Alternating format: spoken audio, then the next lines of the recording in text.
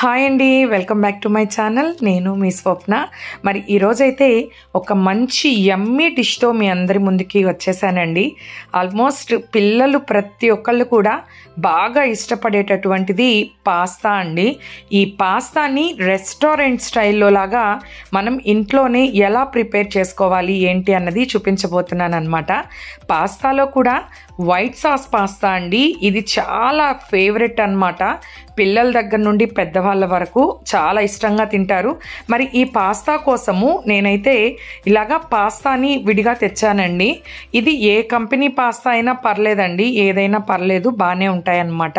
మరి ఈ పాస్తాని ఒక చిన్న బౌల్ పాస్తా తీసుకున్నానండి. మీరు ఎంత క్వాంటిటీ కావాలి అన్న దాన్ని బట్టి మీరైతే పాస్తా తీసుకోండి. నేను ఓన్లీ 1 పర్సన్కి మాత్రమేనమాట ఈ పాస్తా చేస్తున్నాము. ఈ పాస్తాని ఇప్పుడు మనము బాయిల్ చేసుకోవాలన్నమాట. అందుకోసంగా ఒక బౌల్లో కొన్ని వాటర్ వేసి అందులో ఒక చిటికెడు ఉప్పు వేసానండి. ఎక్కువ ఉప్పు అయితే వేయొద్దు, చిటికెడు ఉప్పు అండ్ అలాగే ఒక 1/2 స్పూన్ ఆయిల్ కూడా యాడ్ చేసి మీరు ఎంత పాస్తా కావాలనుకుంటున్నారో అంత పాస్తానైతే ఇందులో వేసేసి వీటిని ఒక 5 to 10 minutes పడుతుందండి మనకి పాస్తా ఉడకడానికి. మరి ఎక్కువగా ఉడికించకూడదండి. మనకి పాస్తా కొంచెం మెత్తబడే వరకు ఉడికితే సరిపోతుందన్నమాట. ఒక 5 minutesకి పాస్తా ఉడికిపోయింది. ఇప్పుడు ఈ పాస్తా అంతటిని కూడా నేను వాటర్ అంతా వడగట్టేయాలండి. ఇది మనం వడగట్టేప్పుడు హాట్ వాటర్ అంతా వంపేసి ఈ పాస్తా పైన కూల్ వాటర్ యాడ్ చేయాలండి. కూల్ వాటర్ వేస్తేనే మనకి పాస్తా పొడి పొడిలాడుతూ వస్తుందన్నమాట. పాస్తాని అలాగా స్ట్రైన్ చేసేసి పక్కన పెట్టేసాం కదా. ఇప్పుడు ఒక కడాయి స్టవ్ పైన పెట్టి ఇందులో లిటిల్ మోర్ బటర్ వేస్తున్నానండి. ఒక చిన్న క్యూబ్ వేస్తే సరిపోతుంది. ఈ బటర్ కొంచెం కరిగిన తర్వాత ఇందులో ఒక 2 వెల్లుల్లి రెబ్బల్ని సన్నగా చాప్ చేసి ఇందులో వేసేసి ఫ్రై చేసుకోవాలి. ఇవి ఫ్రై అయిన తర్వాత ఒక చిన్న ఆనియన్ అండి, స్మాల్ సైజ్ ఆనియనే తీసుకున్నాను. స్మాల్ సైజ్ ఆనియన్ని ఇలాగా చిన్న పీసెస్గా కట్ చేసి, ఆనియన్స్ మనకి మరి ఎక్కువగా కుక్ అవ్వాల్సిన అవసరం అయితే లేదండి. ఆనియన్స్ ఒక 50% కుక్ అయితే సరిపోతుందన్నమాట. ఇందులో ఒక 2 స్పూన్స్ కార్న్ కూడా యాడ్ చేస్తున్నానండి. స్వీట్ కార్న్, ఇది బాయిల్ చేసి పెట్టినటువంటి స్వీట్ కార్న్ అన్నమాట. మీరు కావాలంటే ఇందులో సన్న పీసెస్గా కట్ చేసిన క్యారెట్ కానీ క్యాప్సికమ్ కానీ కూడా యూజ్ చేసుకోవచ్చండి. నేను ఓన్లీ స్వీట్ కార్న్ మాత్రమే వేశాను. ఇప్పుడు మాత్రం ఇందులో ఒక 1 స్పూన్ పెప్పర్ పౌడర్ అండి.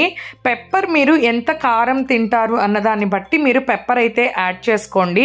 ఎందుకంటే ఇంకా మనం ఇందులో ఎటువంటి స్పైసెస్ని యాడ్ చేయమన్నమాట. మీకు కావాలంటే చిల్లీ ఫ్లేక్స్ కూడా యాడ్ చేయొచ్చండి. నేనైతే పెప్పరే వేస్తున్నాను. మీరు ఎంత కారం తింటారో దానికి తగ్గట్లుగా పెప్పర్నే యాడ్ చేస్తే సరిపోతుంది.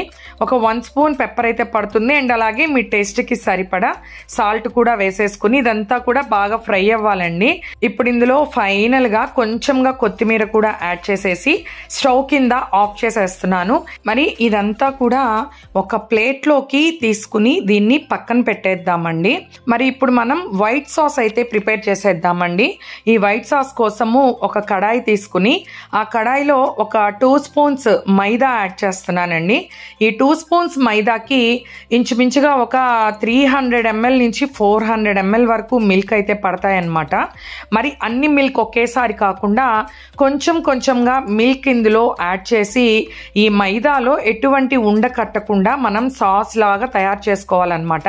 మీరందరూ గమనించవలసింది ఏంటంటే నేను ఇంకా స్టవ్ కింద ఆన్ చేయలేదండి. స్టవ్ కింద ఆన్ చేయకుండానే కలిపేస్తున్నాను అనమాట. మనం స్టవ్ కింద ఆన్ చేసి మైదా వేసామంటే ఉండ కట్టేస్తుందండి.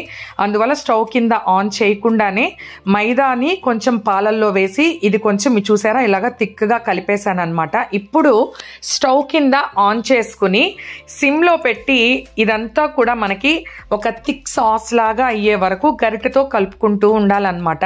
చూసారా ఒక 1 minute ఎంత థిక్గా సాస్ లాగా వచ్చేసిందోనండి. ఎంత క్రీమీగా ఉందో కదా. ఇప్పుడు ఇందులో నేను లిటిల్ మోర్ బటర్ అయితే యాడ్ చేశానండి. అంటే ఇవి అంచులకి అంటుకోకుండా ఉండడం కోసం అన్నమాట. ఇదంతా కూడా ఒక 2 minutes మనం గరిటెతో అయితే కలుపుకుంటూనే ఉండాలండి, లేకుంటే అడుగంటేస్తుందన్నమాట. మనం మిల్క్ కొంచెం యాడ్ చేసుకుంటూ ఉండాలండి, కలుపుకుంటూ మిల్క్ యాడ్ చేసుకోవాలన్నమాట. ఇంచుమించుగా ఒక 400 ml వరకు మిల్క్ అయితే పడతాయండి. ఇదంతా కూడా చక్కగా ఒక థిక్గా మనకి సాస్ లాగా వచ్చేయాలి.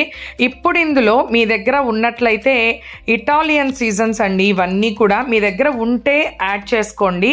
అంటే మనం ఇది ఇటాలియన్ స్టైల్లో రెస్టారెంట్ స్టైల్లో చేస్తున్నాం కాబట్టి ఇటువంటివన్నీ యాడ్ చేస్తేనే బాగుంటాయి అన్నమాట. మిక్స్డ్ హెర్బ్స్ కానీ అండ్ అలాగే పిజ్జా సీజన్స్ కానీ ఇవన్నీ కూడా యాడ్ చేస్తేనే మనకి రెస్టారెంట్ స్టైల్లో వస్తాయి అన్నమాట. అందువల్ల ఇవన్నీ యాడ్ చేసుకుంటేనే బాగుంటాయి. కనీసం అన్ని కాకపోయినా ఇటాలియన్ సీజన్స్ అయినా యాడ్ చేసుకుంటేనే బాగుంటుందండి. ఇవన్నీ కూడా యాడ్ చేసిన తర్వాత ఒక 2 minutes పాటు మనం అలా కలుపుకుంటూ ఉంటే ఇంకొంచెం థిక్గా అయిపోతుందండి ఇదంతా కూడా.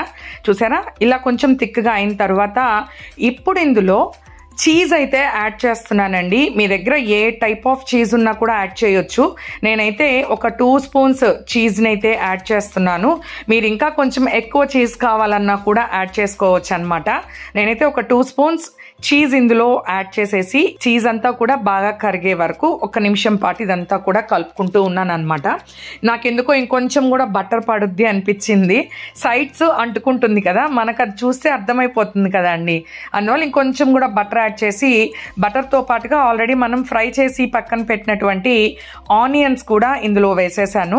ఇదంతా కూడా ఒక్కసారి బాగా కలుపుకోవాలండి. ఇప్పుడు ఆల్రెడీ మనం కుక్ చేసి పక్కన ఉంచుకున్నటువంటి పాస్తాలు కూడా కొంచెం కొంచెంగా ఇందులో యాడ్ చేసేసుకోవాలన్నమాట. అంటే మనకి ఈ యొక్క సాస్కి ఎంత పాస్తా పడుతుందో అంత పాస్తానే మనం యాడ్ చేయాలండి. అంటే పాస్తా ఎక్కువైపోయి మనకి సాస్ తక్కువైనా కూడా బాగుండదండి. కొంతమంది ఎక్కువ సాసీగా అంటే కొంచెం లూజ్గా తినడానికి ఇష్టపడతారనమాట. వాళ్ళైతే ఇంకొంచెం మిల్క్ కూడా యాడ్ చేసుకోవచ్చండి. మా పాప ఇదంతా ప్రిపేర్ చేస్తుంది అనమాట. నాకు నిజంగా అయితే నాకు రాదండి, ఎందుకంటే నేను తినను కాబట్టి నాకు రాదనమాట. మా పాపకి ఫేవరెట్ అండి ఈ పాస్తాలు ఇవన్నీ కూడా, అందువల్ల తనే చక్కగా కుక్ చేస్తుంది అనమాట. ఈరోజు ఈ వైట్ సాస్ పాస్తా అంతా కూడా మా పాపే కుకింగ్ చేసింది అనమాట. మనం పాస్తా కూడా వేసిన తర్వాత ఒక 2 minutes అండి ఈ సాస్ అంతా కూడా పాస్తాకు పట్టే వరకు మనం అలాగే ఉంచి మరి ఇంకా ఫైనల్గా అయితే స్టవ్ కింద ఆఫ్ చేసేయడమే. మీకు ఇంకొంచెం లూజ్గా కావాలంటే ఇంకొంచెం మిల్క్ కూడా యాడ్ చేసుకోవచ్చు. మరి రెడీ అయిపోయిందండి. స్టవ్ కింద ఆఫ్ చేసేసి ఇదంతా కూడా సర్వింగ్ బౌల్లోకి సర్వ్ చేసేసుకోవడమే.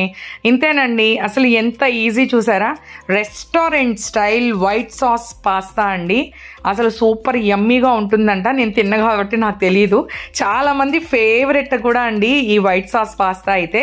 మరి ఇప్పుడు ఇందులో పైనే కొంచెం లైట్గా మనం ఇటాలియన్ సీజన్స్ని కానీ అలా అలా చల్లామంటే మరి తినడానికి రెడీ అయిపోయినట్లేనండి. చూసారా అసలు ఎంత యమ్మీగా ఉందో కదా. చూడ్డానికైతే నాకు కూడా నోట్లో నీళ్ళు ఊరిపోతున్నాయండి. ఒక స్పూన్ టేస్ట్ చేద్దామా అనిపించేస్తుంది, అంత యమ్మీగా ఉంది. ఎస్పెషల్లీ చిన్నపిల్లలు భలే ఇష్టంగా తింటారండి ఇది. ఎందుకంటే మనం మిల్క్ యాడ్ చేసాం కాబట్టి కొంచెం కూడా స్పైసీగా ఉండదు కాబట్టి పిల్లలకైతే భలే పిచ్చగా నచ్చేస్తుందండి.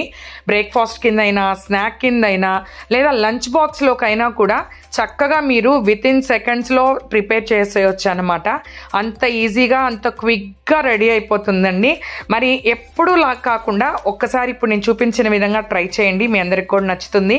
మరి ఈ వీడియో మీ అందరికీ నచ్చినట్లయితే వీడియోని లైక్ చేయండి, షేర్ చేయండి అండ్ సబ్స్క్రైబ్ చేయండి. Thank you.